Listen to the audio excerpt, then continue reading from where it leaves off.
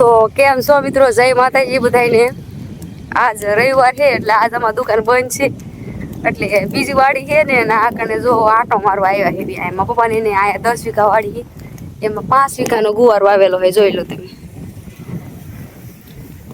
ફાલ આ વાહે વાવેલો છે એટલે આને જો ફાલ ને એવું તો આવી ગયું છે. બસ હવે વરસાદ થાય એટલે તરત ઉતરવાનું ચાલુ થઈ જાય છે. સિંગુય આવેલી છે, સિંગુય આવી ગઈ છે, પણ આ સાઈડ થોડોક નાનો છે અને જો ઓલો અડધું પડું છે, ઓલો લીમડો રહ્યો ને એનાથી ઓલી બાજુ છે બીજો, એમાં સિંગુ આવી ગઈ.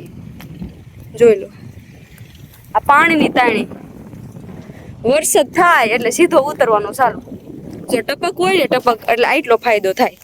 પાણી આવી જો આટલામાં તમને ક્યાંય દેખાય લીલું કોઈ નહીં. આટલામાં જોઈ લો ફરતી બાજુ તમને એક લીલો કેરો નહીં દેખાય ક્યાંય પણ. ટપક હે ટપક મારા પપ્પાને એને એટલે 5 વીઘાનું વાવેતર, 5 વીઘાનો ગુવાર ઉગાડીને રાખ્યો છે. ટપક હોય તો આટલો ફાયદો થાય. એક ડાર હે નાનો, એક થોડોક ડાર હે 8 ફૂટ અધવસાડી અહીંથી દેખાશે નહીં, હમણાં એ બાજુ જાઓ ત્યારે દેખાશે. અને કૂવો હે, એમાં ડારમાંથી કૂવામાં પાણી ભેગું કરી અને રોજ 10 આવડિયા શેરું રોજ પાવાની. અને મારા કાકાને ને ટપક છે. જો મારા કાકાને એને 2-3 વીઘાનો ઉગાડીને રાખ્યો છે ગુવાર, વાલ ને તુર. આટલામાં જુઓ તમે, ક્યાંય બીજું ક્યાંય એટલે ક્યાંય તમને લીલું ક્યાંય દેખાય છે. એટલે ટપક હોય તો આટલો ફાયદો થાય. એટલે બધા ખેડૂતને ટપક લેવી જરૂરી છે.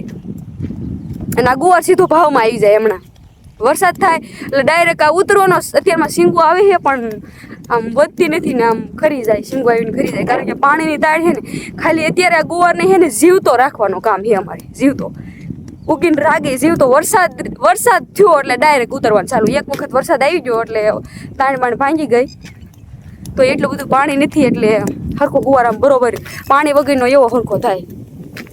જોઈ લો આ મોટો ગુવાર છે, આનાથી થોડોક આગળ આવેલો છે. જોઈ લો તમે, સિંગુ આવી ગયેલી છે. જોઈ લો જો સિંગુય થાય છે. સિંગુ આ 5 વીઘાનો ગણો ને તો આથી જો સામે ઓલું વોટર ચડેલી છે પણ ચાલુ નથી, અને ઓલો પાણીનો ટાંકો છે. અહીંયા વસાડે આ ટપકનું ઓલું છે, લાઈન દાટેલી છે. થોડોક આ બાજુ આવેલો છે, થોડોક આ સાઈડ આવેલો છે. 5 વીઘાનો અંદાજે છે. તો તમે વિચાર કરો, ઉતરશે એટલે સીધો એક હારે કેટલો ઉતરશે. અને જ્યારે બધાને વાવણી થાય છે, હજી વાવણી એક વરસાદ આવ્યો પણ એવી હરખી વાવણી થઈ નથી.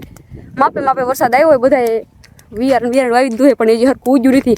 બધાયનો હજી ગુવાર ઉગે, મતલબ ગુવાર ઉગે એટલે 35 દિવસે સિંગુ આવવાનું ચાલુ થાય. 35 થી 40 દિવસની અંદર સિંગુ આવવાનું ચાલુ થાય. તો હજી બધાને 35-40 દિવસની વાર લાગશે. કાં તો આ કેટલા વાર ઉતરી જશે. સીધો વર્ષ પહેલા 1-2 વાર ઉતરે, સીધા 2500-2200-2600 ભાવ આવે ગુવારનો.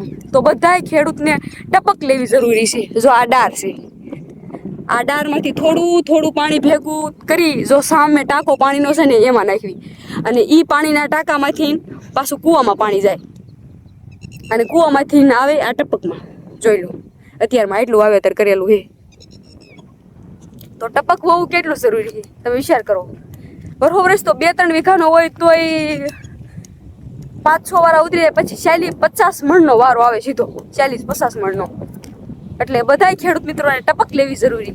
ટપકનો એટલો ફાયદો થાય તમને હું અત્યારે કહું છું. ખાલી મિનિમમ જેટલી પણ ખબર છે ને એટલું કહું. બાકી આ ખેતી તો મારા પપ્પાની છે, મારા પપ્પા ખેતી કરે છે બધી, એટલે તો બધું મારા પપ્પાને ખબર હોય. પણ અત્યારે હું જેટલું ખબર છે ને તમને એટલું કહું છું. જોઈ લો ખાલી રાગે રાખ્યો છે. હવે વરસાદ થાય એટલે ઉતરવાનું ચાલુ થઈ જાય. સિંગુ આવી તૈયાર થઈ ગઈ. સારું મિત્રો, જય માતાજી બધાને.